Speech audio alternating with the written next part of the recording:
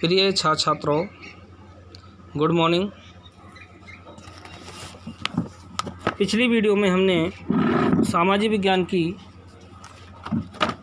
पुस्तक भूगोल के प्रथम पाठ संसाधन एवं विकास के अंतर्गत संसाधनों का वर्गीकरण, सतत पोषणीय विकास, विश्व पृथ्वी सम्मेलन 1992 और एजेंडा 21 के बारे में अध्ययन किया। अब इस वीडियो में संसाधन एवं विकास के इन बिंदुओं के आगे आज हम अध्ययन करेंगे संसाधन नियोजन। प्रिय छात्रों, नियोजन का अर्थ होता है योजना बनाना या प्लानिंग। योजना, जिस प्रकार हमारे घर में कोई फंक्शन होता है तो हम बहुत सारी तैयारी करते हैं। कौन सा संसाधन कहाँ से आएगा, यानी कौन सी वस्तु कैसे आएगी, टेंट वाले की क्या व्यवस्था होगी, लाइट वाले की क्या व्यवस्था होगी, खाने में कारीगर ने क्या क्या बताया है कि अच्छा खाना बनेगा, और अन्य जो भी एक उत्सव के लिए ज़रूरी सामग्री होती है उसकी हम प्लानिंग करके रखते हैं और उस पर कार्य अमल में लाते हैं। या विद्यालय में हमारे आपने देखा राष्ट्रीय पर्व होते हैं तो विभिन्न प्रकार के बच्चे तैयारी करते हैं, सांस्कृतिक प्रोग्राम अलग तैयार होते हैं और भाषण प्रोग्राम चलते हैं, प्रभात रैली निकलती है, तो हम एक योजना तैयार कर लेते हैं। उस योजना पर हमारा कार्य होता है, एक टाइम टेबल सेट हो जाता है। भारत के परिप्रेक्ष्य में हम संसाधन नियोजन के बारे में जानेंगे। भारत में 28 राज्य और 9 केंद्र शासित प्रदेश हैं। इन राज्यों में समान रूप से संसाधनों का वितरण नहीं है। भारत का जो भू क्षेत्र 32.8 लाख वर्ग किलोमीटर है, उसमें 43% भाग मैदानी क्षेत्र है, 30% भूभाग पर्वतीय क्षेत्र है और 27% भूभाग पठारी क्षेत्र है। पहले हम पहाड़ी क्षेत्र के लिए देखते हैं। पहाड़ी क्षेत्र में सबसे ज़्यादा वन संपदा यानी कि जड़ी बूटियाँ, बहुमूल्य लकड़ी और पर्याप्त मात्रा में पानी पाया जाता है।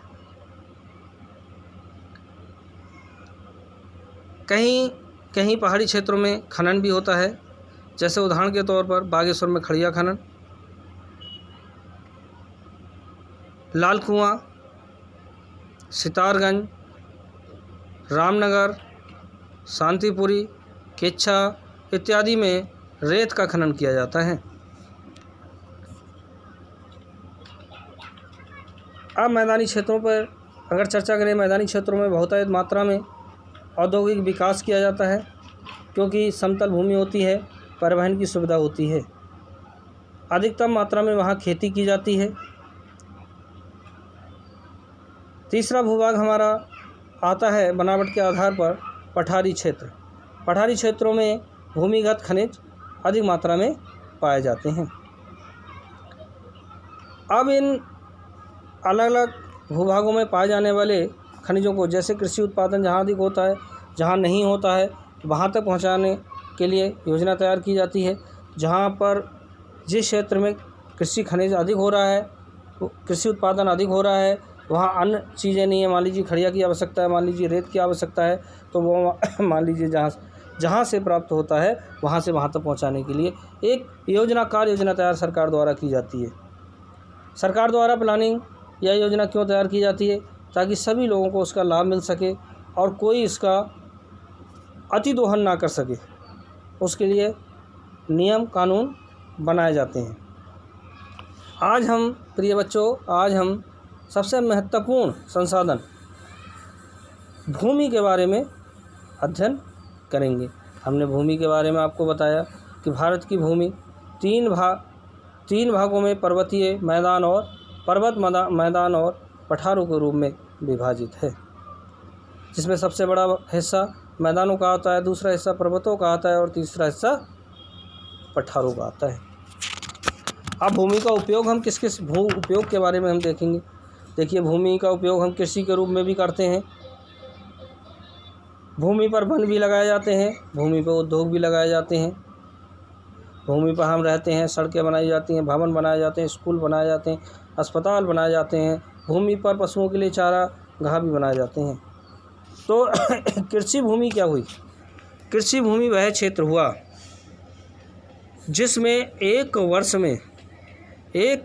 कृषि वर्ष में कम से कम एक बार फसल की बुवाई की गई हो, उसको कृषि क्षेत्र कहा जाता है। कम से कम वर्ष में एक बार बुवाई की गई हो उस क्षेत्र में, उसको कृषि क्षेत्र में सम्मिलित किया जाता है।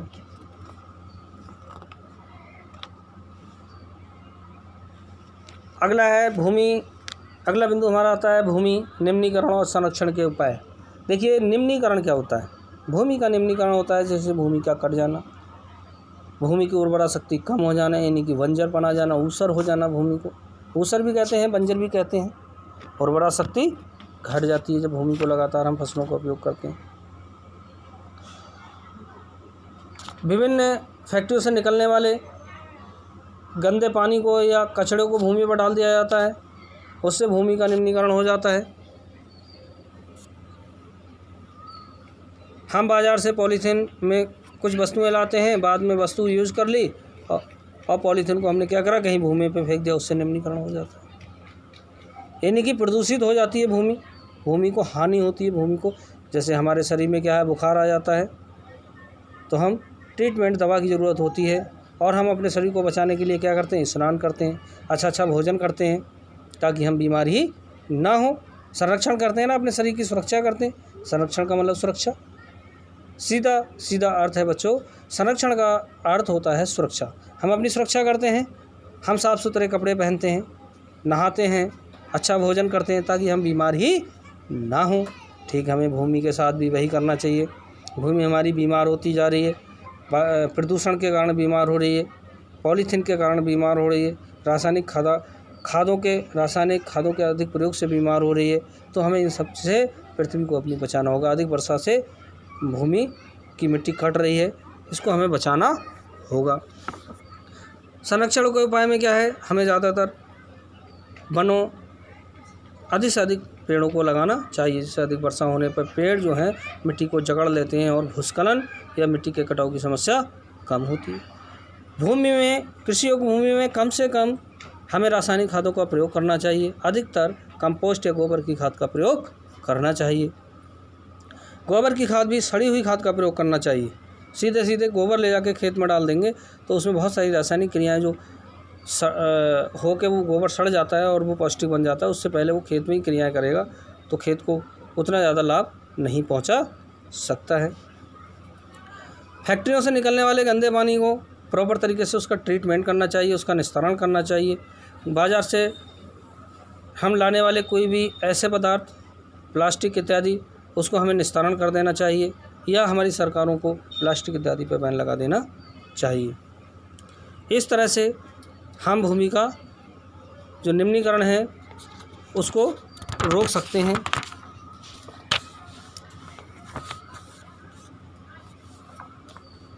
अब है मृदा संसाधन। मैंने आपसे वीडियो के स्टार्टिंग में ही, शुरुआत में ये बात कही थी कि जो हमारी मृदा है, यानी कि भूमि के ऊपर जो ऊपरी भाग है जिस पे हम कृषि का उत्पादन करते हैं, इस मृदा को जैविक और अजैविक रासायनिक पदार्थों के द्वारा, क्रियाओं द्वारा काफ़ी लंबे समय में ये भूमि तैयार होती है, ये मृदा तैयार होती है। और अगर ये मृदा एक बार कट जाए या बह जाए या इसका निम्नीकरण हो जाए, इसमें प्रदूषित हो जाए, तो इसमें काफ़ी सुधार करने में काफ़ी दिक्कत का सामना करना पड़ता है।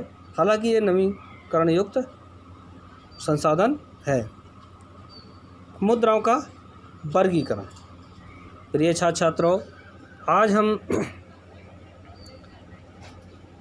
इस पाठ 2 यहीं पर समाप्त करते हैं। अगली वीडियो में मैं इस पाठ में मृदाओं के वर्गीकरण के बारे में विस्तारपूर्वक बताने का प्रयास करूंगा। इन्हीं विस्तारपूर्वक हम अध्ययन करेंगे।